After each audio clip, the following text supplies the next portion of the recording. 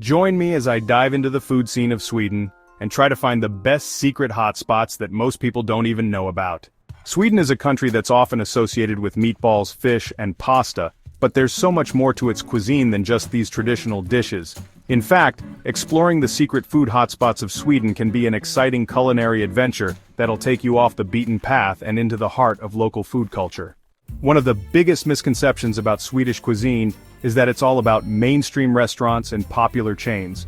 But the truth is, many of the most authentic and delicious food experiences can be found in hidden gems that are often overlooked by tourists and locals alike.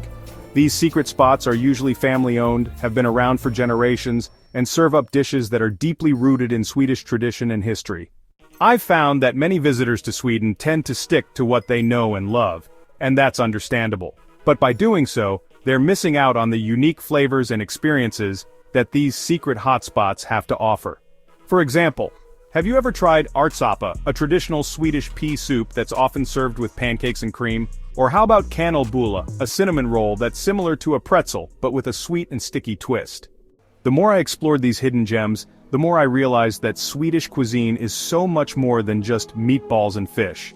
It's about hearty stews, rich pastries, and delicate cakes that are all infused with a deep sense of history and culture.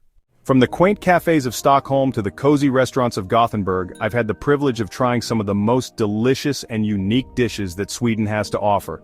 And today, I want to take you on a journey through some of my favorite secret food spots, sharing with you the local specialties, personal anecdotes, and hidden gems that I've discovered along the way. First up, we have a tiny cafe in the old town of Stockholm that serves up the most incredible cardamom buns you've ever tasted. These babies are soft, fluffy, and infused with just the right amount of spice and sweetness. And the best part? They're made fresh every morning by the owner herself, who's been perfecting the recipe for over 20 years. Next, we have a family-owned restaurant in Gothenburg that's been serving up traditional Swedish cuisine for generations. Their specialty is a dish called Janssons frestelse, which is essentially a casserole of anchovies and potatoes baked in cream. Sounds weird, I know, but trust me when I say it's a game changer. In the charming town of Malmö, I stumbled upon a tiny food truck that serves up the most incredible falafel you've ever tasted. Crunchy on the outside, fluffy on the inside, and packed with flavor, these little babies are a culinary masterpiece. But of all the secret food hotspots I've discovered, there's one that stands out in my mind as the most surprising and delightful. It's a tiny bakery in the countryside that's been around since the 1950s, and it's famous for its Princess Starta, a layered sponge cake that's infused with whipped cream and fruit preserves. This cake is literally a work of art, and it's a must-try for anyone who's visiting Sweden. As I look back on my journey through Sweden's secret food hotspots, I'm reminded of just how rich and diverse this country's cuisine really is. From the hearty stews of the north to the delicate pastries of the south, every region has its own unique flavors and specialties that are just waiting to be discovered.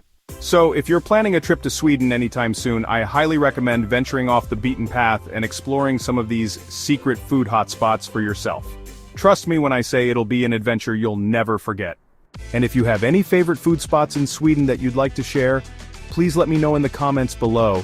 I'm always on the lookout for new culinary adventures, and I'd love to hear about your experiences.